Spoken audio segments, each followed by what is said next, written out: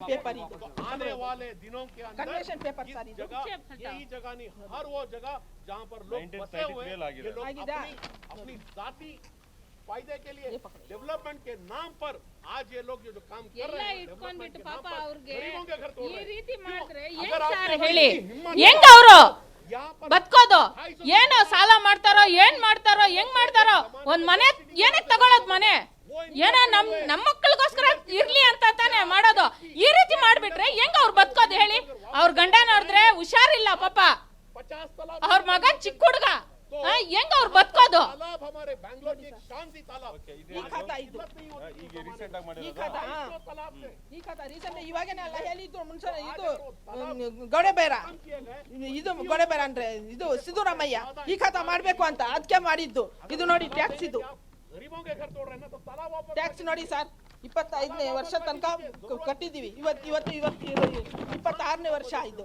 ನೋಡಿ कांग्रेस की हुकूमत एक नाकामयाब हुकूमत है ನೋಡಿ ಸರ್ सिर्फ और जुल्म के खिलाफ कुछ नहीं हुआ ಮುನ್ಸನೆಗೌಡ ಇದು ನೋಡಿ ಸರ್ किसी को भी ಫೋಟೋ ನೋಡಿ ಸರ್ हुकूमत के कोई या हुकूमत का एक आदमी ಓಕೆ ಆಯ್ತಾ ಒಟ್ಟಾರೆ ಅಮೃತ ಅಂತಂದ್ರೆ ಇಲ್ಲಿ ಮನೆ ಕಳೆದುಕೊಂಡವ್ರು ಒಂದಲ್ಲ ಒಂದು ಗೋಳುಗಳನ್ನು ಹೇಳ್ತಾ ಇದ್ದಾರೆ. ಸೇಲ್ ಡೇಟ್ ಆಗಿದೆ, ಈ ಖಾತಾ ಆಗಿದೆ, ಟ್ಯಾಕ್ಸ್ ಪೇಡ್ ಕಟ್ಟಿದೀವಿ, ಕರೆಂಟ್ ಬಿಲ್ ಕಟ್ತಾ ಇದ್ದೀವಿ ಅನ್ನುವಂತಹ ಮಾತುಗಳನ್ನ ಆಡ್ತಿದ್ದಾರೆ. ಅದಕ್ಕೆ ಪೂರಕವಾದಂತಹ ದಾಖಲೆಗಳನ್ನು ಕೊಡ್ತಾ ಇದ್ದಾರೆ. ಈಗ ನೇರವಾಗಿ ಅವರು ಕಾಂಗ್ರೆಸ್ ಸರ್ಕಾರವನ್ನ ಅದರಲ್ಲೂ ಕೂಡ ಬಿಡಿ ಅಧಿಕಾರಿಗಳ ವಿರುದ್ಧ ಆಕ್ರೋಶವನ್ನು ಹೊರಹಾಕ್ತಿದ್ದಾರೆ. ನಮ್ಗೆ ಏಕಾಏಕಿ ಈ ತರದ ಸಾಲ ಸೂಲ ಮಾಡಿ ಮನೆಗಳನ್ನು ನಾವು ಕಟ್ಟಿರ್ತೀವಿ, EMIಗಳನ್ನು ಕಟ್ತಾ ಇರ್ತೀವಿ, ಅಂತ ಸಂದರ್ಭದಲ್ಲಿ ನಮ್ಗೆ ಯಾವುದೇ ರೀತಿಯ ನೋಟಿಸ್ಗಳನ್ನ ನೀಡದೇನೆ, ಯಾವುದೇ ರೀತಿಯ ಗಮನಕ್ಕೆ ನೀಡದೇನೆ ಈಗ ಏಕಾಏಕಿ ನಮಗೆ ಮನೆಗಳನ್ನು ತೆರವು ಮಾಡಿದ್ರೆ ನಾವು ಎಲ್ಲಿ ಹೋಗ್ಬೇಕು ಅನ್ನೋಂಥ ಪ್ರಶ್ನೆಯನ್ನ ಮಾಡ್ತಿದ್ದಾರೆ. ಇದು ಸಹಜವಾಗಿ ಮುಂದಿನ ದಿನಗಳಲ್ಲಿ ಮತ್ತಷ್ಟು ಹೋರಾಟ ಕೂಡ ಆಗುವಂತ ಸಾಧ್ಯತೆಗಳಿದೆ. ಇನ್ನು ಇಲ್ಲಿ ಮನೆ ಕಳ್ಕೊಂಡಂತ ಅಂತಂದ್ರೆ 22 ಕುಟುಂಬಗಳು ಈಗಾಗಲೇ ನಾವು ವಿಜುವಲ್ ಅಲ್ಲಿ ನೋಡ್ಬೋದು. 22 ಕುಟುಂಬಗಳು ಈಗ ಬೀದಿ ಬಂದಿರುವಂತದ್ದು. ಸರಿಸುಮಾರು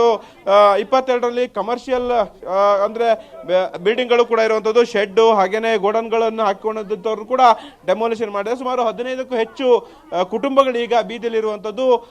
ಇವತ್ತು ಹೇಗೆ ದಿನವನ್ನು ಕಳಿಬೇಕು, ರಾತ್ರಿ ಹೇಗೆ ಕಳಿಬೇಕು ಅನ್ನುವಂತಹ ಆತಂಕದಲ್ಲಿ ಈ ಒಂದು ನಿವಾಸಿಗರು ಇರುವಂತದ್ದು. ಇವರಿಗೆ ಪರ್ಯಾಯವಂತಹ ವ್ಯವಸ್ಥೆಯನ್ನು ಕೂಡ ಇಲ್ಲೊಂದು ಸಮುದಾಯ ಭವನ ಅಂತಂದ್ರೆ ಇಲ್ಲೇ ಸಮೀಪದಲ್ಲಿರುವಂತಹ ಒಂದು ಸಮುದಾಯ ಭವನದಲ್ಲೂ ಕೂಡ ಅವಕಾಶವನ್ನು ಮಾಡ್ಕೊಳ್ಳಿಕ್ಕೆ ಈಗ ಇಲ್ಲಿನ ಪೊಲೀಸ್ ಇಲಾಖೆ ಹಾಗೇನೆ ಬಿಡಿಎ ಅಧಿಕಾರಿಗಳು ಚಿಂತನೆ ನಡೆಸ್ತಾ ಇರುವಂತದ್ದು. ಆದ್ರೆ ಇಲ್ಲಿ ಮನೆ ಕಳ್ಕೊಂಡಂತ ನಿವಾಸಿಗರು ಯಾರು ಕೂಡ ನಾವು ಈ ಸ್ಥಳದಿಂದ ಬರಲ್ಲ, ನಾವು ಇಲ್ಲೇ ಇರ್ತೀವಿ, ಮಳೆ ಬಂದ್ರು ಇಲ್ಲೇ ಇರ್ತೀವಿ, ಏನೇ ಆದ್ರೂ ಕೂಡ ನಾವು ಇಲ್ಲೇ ಇರ್ತೀವಿ, ನಾವು ಇಲ್ಲೇ ಜೀವನ ಕಟ್ಕೊಂಡಿದೀವಿ, ಹಾಗಾಗಿ ನಾವು ಇಲ್ಲೇ ವಾಸ ಮಾಡ್ತೀವಿ, ನಮಗೆ ಇಲ್ಲೇ ಮನೆಗಳು ಬೇಕು ಅನ್ನೋಂಥ ಪಟ್ಟನ್ನ ಈಗ ಹಿಡಿದಿರುವಂತದ್ದು. ಅಮೃತ, ಥ್ಯಾಂಕ್ ಯು ಗಣೇಶ್ ತಮ್ಮೆಲ್ಲ ಮಾಹಿತಿಗಾಗಿ.